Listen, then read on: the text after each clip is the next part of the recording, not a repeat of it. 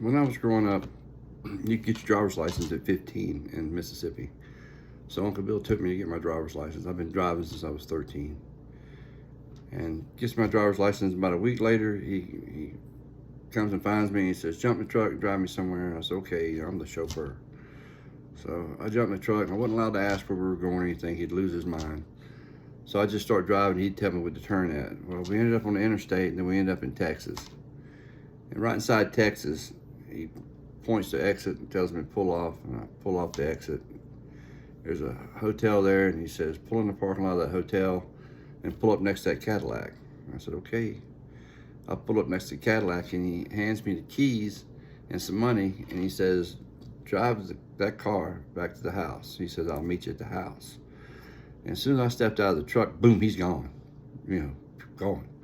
So I get in the Cadillac, and it just reeks of marijuana. Just reeks of marijuana.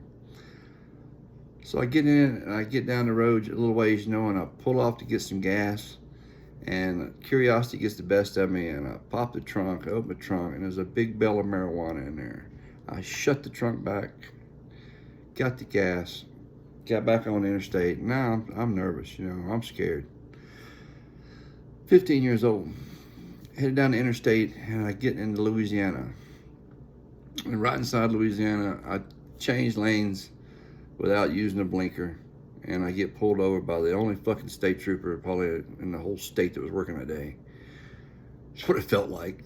And he walks up to the car, and I roll down the window, and I have my driver's license hung way out the window because I didn't want him to get close to the window and smell that weed.